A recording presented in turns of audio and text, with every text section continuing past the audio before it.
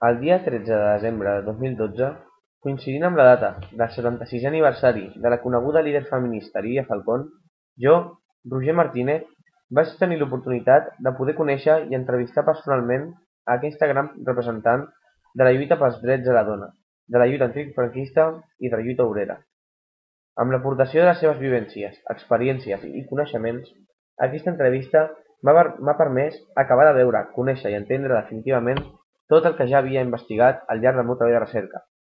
Dono els meus agraïments a la seva amabilitat i dedicació per haver-me concedit part del seu ocupat temps en ajudar-me a concloure la part pràctica del meu treball.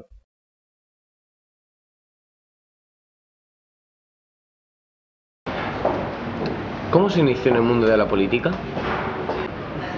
Bueno, es que yo soy hija de políticos, nieta de políticos y bisnieta de liberales. Toda mi familia, toda la saga familiar, eran gente política, eran gente de izquierdas, eran gente progresista que había luchado por las libertades en mi país. Y bueno, yo nazco raspando la guerra civil. Entonces mi padre era en el Partido Comunista, era el director de Mundo Obrero, el órgano del Partido Comunista en Madrid, y cuando empieza la guerra además él, un periodista y escritor muy conocido, César Falcón, peruano, que había llegado a España unos años antes, se había incorporado a la lucha española. Él se sintió español y estuvo trabajando en todos los ámbitos de la lucha social y de la lucha política. Él crea el Altavoz del Frente, que es la primera vez que se hace un noticiario de radio de guerra, en los campos de guerra, en los frentes de batalla. Y es el que incorpora a Miguel Hernández a ese trabajo y lo ayuda, porque era mucho mayor que él, y realmente es el sponsor o el monitor de Miguel Hernández. Mi madre era mucho más joven que él, pero una mujer que ella escribía. Ella estuvo en Barcelona porque durante la guerra, el exilio que nos obligó, la persecución franquista, llegaron a Barcelona y aquí estuvo en la oficina soviética de Fil Popular, que era la que radiaba los acontecimientos de la guerra en cine y en radio.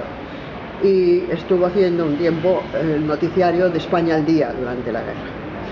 Mi tía, Carlota O'Neill, que era mayor que mi madre y que era muy conocida escritora, estaba casada con el capitán de aviación republicano Virgilio Leret. Entonces el alzamiento surge en África, en Melilla, donde él era el capitán de la base de Hidros de Marchica, de África.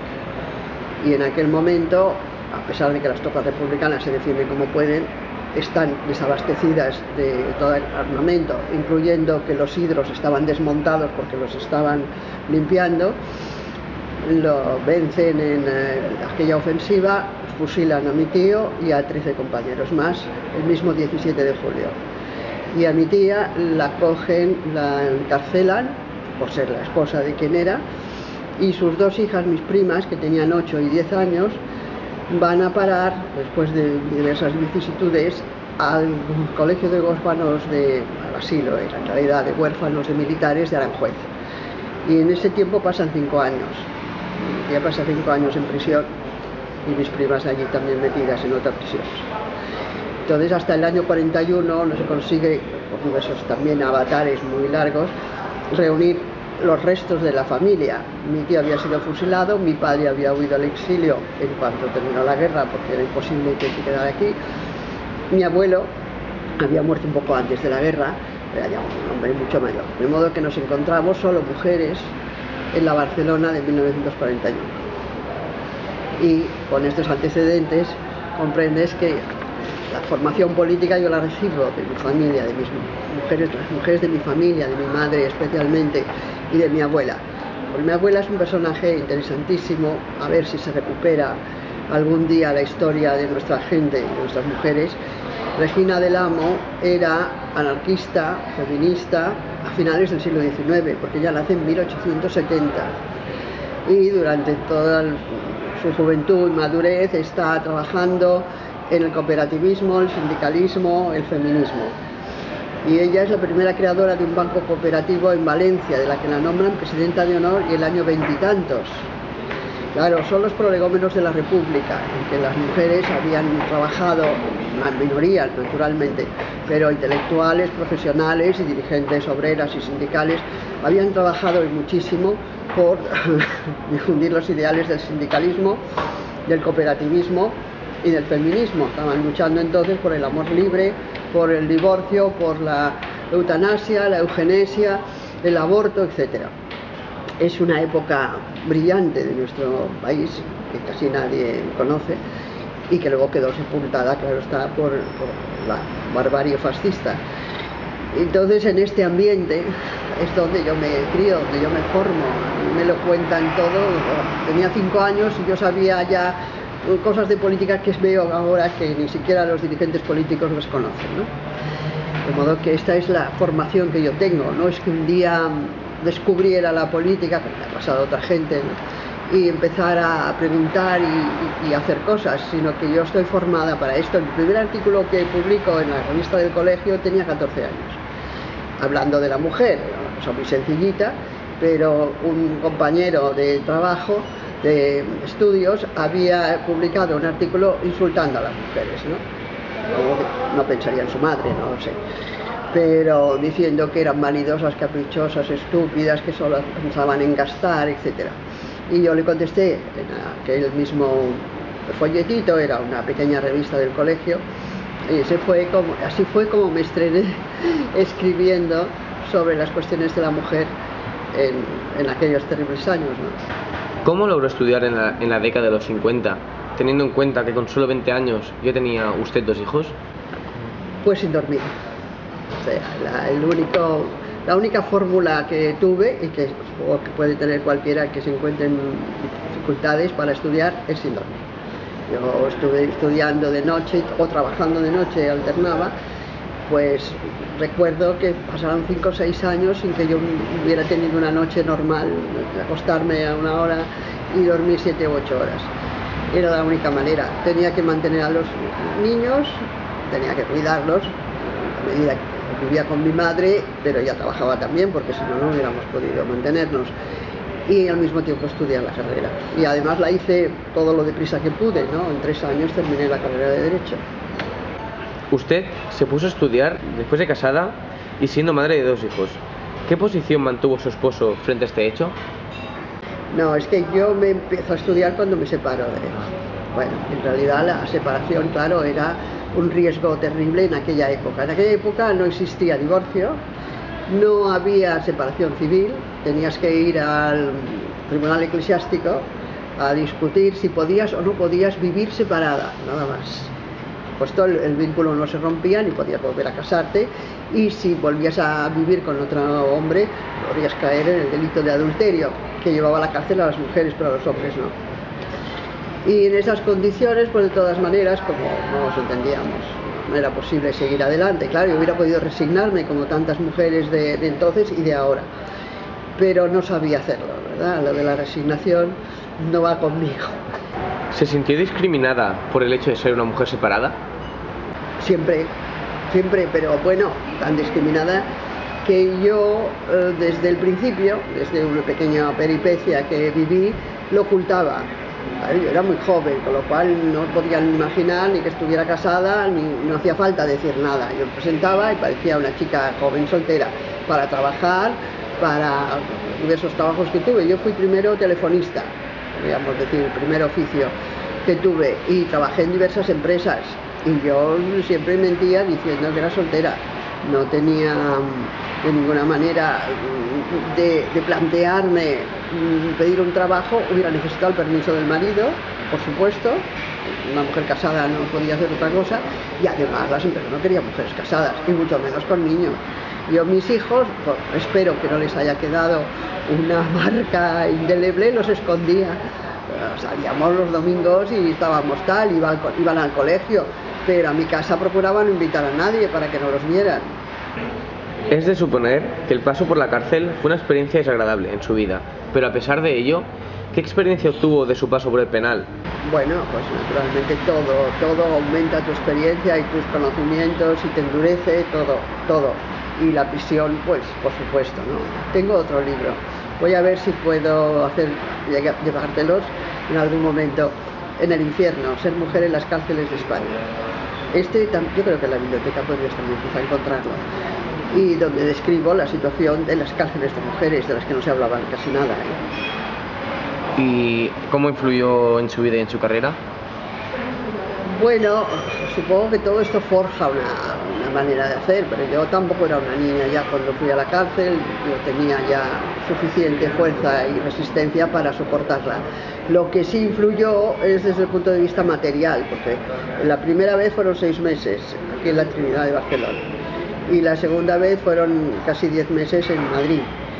Y supuso dejar el trabajo. Nosotros vivíamos, entonces tenía un compañero, el periodista Eliseo Bayo, con el que vivía, y los dos estuvimos en la cárcel a la vez, y no teníamos más recursos con nuestro trabajo. Dejar de trabajar todo este tiempo pues suponía no pagar el alquiler de la casa. Mis hijos vivían de lo que los amigos nos daban, que tuve muy buenos amigos solidarios, pero cuando salimos de la prisión la situación económica era realmente difícil. Y además, sobre todo la primera vez, en una lista negra, mi compañero era periodista, y en una lista negra que no podía trabajar ni publicar en la mayoría de los medios burgueses que teníamos. Bueno, en realidad los que pagaban eran todos burgueses, claro, si querías escribir en Mundo Obrero, pero eso realmente no te iba a dar ningún dinero. De modo que realmente el batacazo fue económico. El personal, yo no creo que me haya marcado de una manera especial. Quizá mis hijos que lo soportaron en edades además muy tempranas. Mi hija estuvo en la prisión a los 17 años. Y luego cuando estuvimos nosotros, pues ella tenía 18, mi hijo 16, se estaban solos en casa, vivieron situaciones muy difíciles. No lo parece, han sido profesionales, han hecho su vida de una manera muy normal, pero supongo que desde el punto de vista afectivo y emotivo, personal, pues fue para ellos muy duro. ¿Cómo sintió y participó en la lucha antifascista y en la lucha por los derechos de la mujer mientras estaba en la cárcel?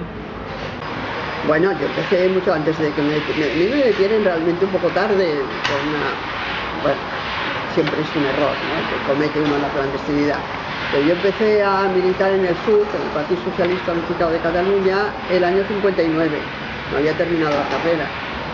Y estuve hasta el 66. Bueno, yo me fui porque no me gustaba, como los planteamientos que estaban defendiendo en aquel momento el partido no me gustaban.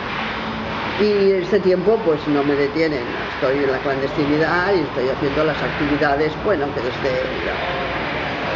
una actividad profesional como la mía, como abogada, pues se podían hacer, ¿no? Y reuniones con el partido y luego difusión de nuestro ideario. El libro de mis memorias políticas sí que espero que te llegue. Y después de esto pasé a otro partido que me parecía más revolucionario, que era el que lideraba el que había sido general del ejército republicano, Enrique Lister. Y después de eso tampoco me gustaron. El machismo de los dirigentes comunistas es tema importante, porque se preocupaban de todos menos de las mujeres. Y después todavía nosotros, un grupito que éramos disidentes, imprimimos un boletín que se llamaba La verdad es siempre revolucionaria, que es una frase de Gramsci, de Antonio Gramsci, el dirigente comunista italiano importantísimo de los años del fascismo. Tiene una obra inconmensurable que te aconsejo, tienes mucho tiempo por delante, que leas. Y ese boletín lo publicábamos clandestinamente. Para eso tuvimos que robar las máquinas, teníamos que agenciarnos el papel, etc. Hasta que al cabo de 5 o 6 meses de este trabajo la policía encontró el local donde lo hacíamos y nos detuvo a todos, ¿no? Esta es la primera detención. ¿Cómo de concienciada veía usted a las mujeres de la época? La mujer en general, como una clase social completa y tal, había sido machacada como había sido la clase obrera, como habían sido profesionales intelectuales. De modo que las mujeres supervivientes de la guerra estaban en unas condiciones de maltrato, de falta de conocimientos. Mírate las estadísticas de alfabetismo de nuestro país, y más del 50% de las mujeres eran analfabetas. las dirigentes sindicales, dirigentes políticas que había habido durante la pre-república y la república y la guerra, y que fueron muchas, o habían muerto o las habían encarcelado o se habían exiliado. Entonces quedaba una masa de mujeres asustadísimas, porque mira, la línea que recorre los últimos 70 años de la historia de España y que iguala a las generaciones es el miedo. O sea, desde el momento en que la masacre fascista cayó sobre nosotros, con un genocidio que habrás estudiado, lo que fue después la represión de la dictadura, el miedo ahoga a cualquier manifestación, ya no solo de protesta social y colectiva, sino individual, con una legislación que las condenaba a ser las siervas del marido, sobre todo del marido. De todas maneras, del padre no se libraban hasta los 25 años, ni para contratar un trabajo, ni solamente para casarse o entrar en religión. Pero para viajar, para contratar un trabajo, para alquilar una casa, para irse del domicilio paterno, tenían que tener 25 años, sacar un pasaporte. Y después, sí, sobre todo se casaban antes, pues pasaban a la disposición del marido. En esas condiciones es muy difícil pensar que la gran mayoría de mujeres tuvieran conciencia de lucha, conciencia de persona, de dignidad. Estaban aterrorizadas. Yo te digo que cuando yo ejercía, que yo quería defender además los temas de la mujer, tenía poquísimos casos de mujeres que pretendieran separarse.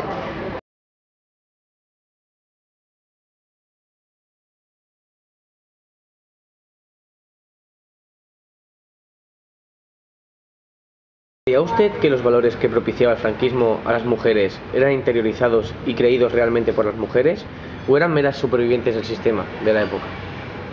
Bueno, no se puede generalizar, naturalmente, pero hubo una penetración ideológica muy importante, sobre todo por parte de la Iglesia. Es decir, se unieron los valores franquistas y el ideario fascista, que el de Falange, con la penetración ideológica de la Iglesia, que tuvo un poder extraordinario, un poder omnímodo. Ella tenía la jurisdicción, tenía la competencia total sobre los asuntos familiares y filiales, de modo que todo lo que sucedía dentro de los matrimonios, de la familia y de los hijos era competencia de la Iglesia Católica, era del tribunal eclesiástico. Por lo tanto, todo eso estaba dirigido y organizado según las normas de la Iglesia de aquella época. Además, no es que haya cambiado mucho por lo que oigo, pero de todas maneras, claro, el poder ya no lo tiene. Y además la escuela, la casi totalidad de la escuela pública estaba en manos de la Iglesia. Es muy difícil encontrar ahora gente de mi generación o incluso de una generación más joven que no haya ido a un colegio religioso. Quedaba una escuela pública pobre, maltratada, que creo que es lo que quieren hacer ahora, ¿verdad? Los dirigentes van a la situación, al reparto de la riqueza y al reparto de las categorías sociales de la posguerra. O sea que el analfabetismo o la falta de información, una escuela pobrísima, era lo que se daba a las clases populares, a las clases trabajadoras. Y por tanto la Iglesia tenía el poder omnímodo sobre la conciencia, la ideología, las costumbres, la moral de todo el mundo, pero especialmente de las mujeres. O sea, mira, la herencia que estamos viviendo ahora, la penosa herencia que llevamos a cuestas con una terrible mochila, no es la de Zapatero, como nos está diciendo todo el día este gobierno, es la del franquismo. O sea, la escuela religiosa del franquismo, el poder que la Iglesia tuvo, los medios de comunicación, bueno, con un informativo que se llamaba Nodo, que ya habrás oído hablar de él, tu abuelo te habrá hablado de él, que era repugnante, ¿no? No difundía más que falsedades y mentiras, siguiendo la técnica nazi de Goebbels, ¿no? Diciendo que si una mentira la repites muchas veces se convierte en una verdad. Esta era la idea mantenida de los medios de comunicación. Luego llega la televisión, prematuramente llegó para nosotros, porque cuando la gente todavía no había aprendido a leer, por lo tanto no leía prensa ni libros, pues entró la televisión. El año 60 ya en Barcelona, en Madrid el 56 o cosas así, y empieza a infundir la misma ideología en los mismos conceptos y los mismos valores a una población que no sabía casi leer. ¿Qué recuerdo tiene de la posguerra? ¿Qué educación recibió? ¿Qué valores quisieron inculcarle a las mujeres que la educaron, tanto en el ámbito familiar como escolar? ¿Cómo vivió usted en el ámbito escolar y qué materias se le impartían?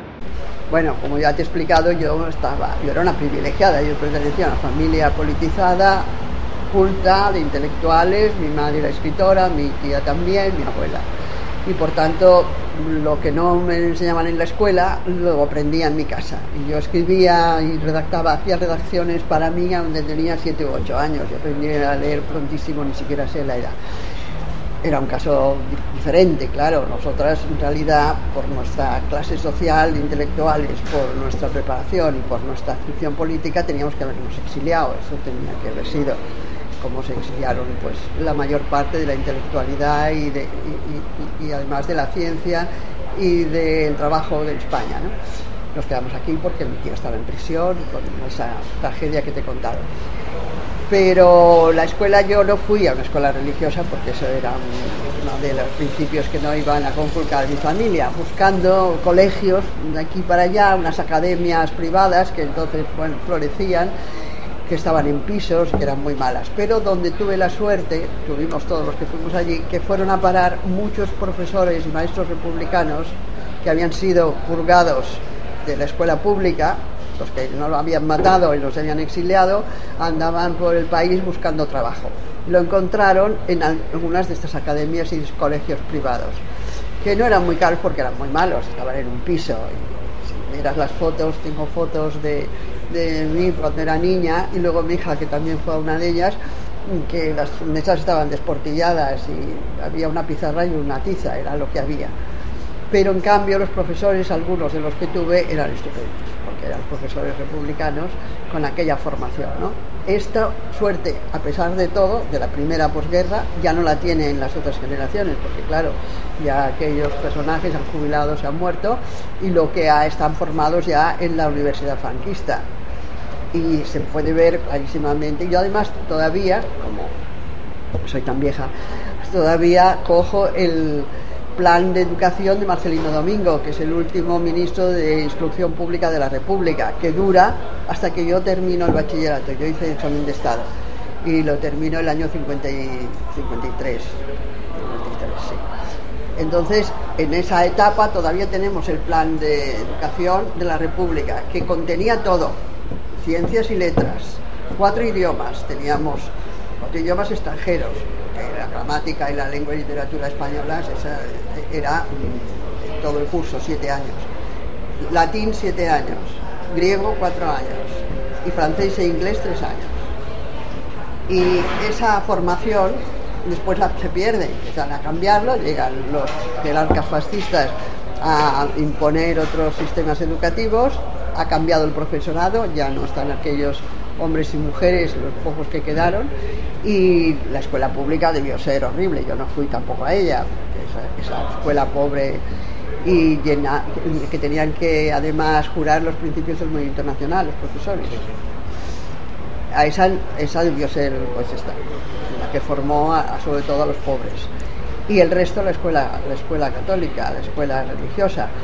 De modo que para salir de ese pozo, que era de ignorancia, de mentiras, de desinformación ideológica, no sé cuántos siglos vamos a tener que pasar para conseguirlo. ¿Cuál fue su mayor logro en esa época? Bueno, mi mayor logro fue conseguir licenciarme en Derecho. Si hablas de logros personales, de logros míos, fue conseguir terminar la carrera. Yo me quedé, como comentábamos antes, con 2 niños pequeñísimos y con 20 años y no tenía dinero, de modo que el futuro que se me auguraba era pues el de una ama de casa muy pobre que iba a hacer trabajos esporádicos para poder darle de comer a mis hijos, y me hubieran ayudado evidentemente mi madre y el compañero de mi madre, pero eso era tener una dependencia económica para siempre. Van pasando los años, los niños hubieran ido a un colegio también del barrio y hubieran tenido que ponerse a trabajar a los 14 años.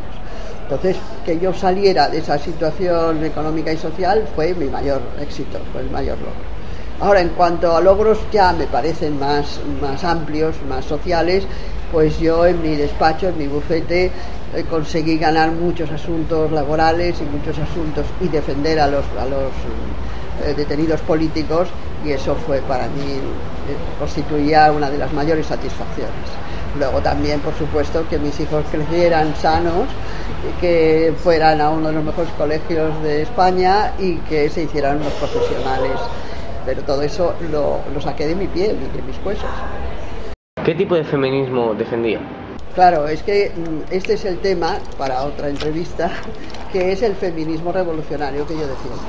El feminismo no se puede reducir a las demandas de transformaciones inmediatas, de reformas inmediatas, ¿no? El feminismo es una ideología revolucionaria y es una ideología transformadora que llega además como última visión de estas luchas después del socialismo, del anarquismo y del comunismo, que no habían incluido a las mujeres. Y aquí está el gran avance del feminismo. O sea, todo lo que supone acabar con la discriminación de clase, de raza, de sexo, con el reparto de la riqueza, con hacer de este mundo tan injusto, asolado por guerras, un país y un mundo donde se puedan vivir los seres humanos todos en armonía y en igualdad. Esto es lo que plantea el feminismo que yo defiendo. Pero las diferencias salariales, las diferencias de renta, la falta de puestos de responsabilidad en la cultura, en la economía, en la política son evidentes. Mira, el reparto de la riqueza en este momento entre hombres y mujeres en España es el 82% los hombres y el 18% las mujeres. Y si contamos el colectivo de madres con niños pequeños que son viudas o separadas o divorciadas, que no les pagan las pensiones, es el colectivo más pobre. Muchísimas gracias por su atención. Oye, dame tu mail,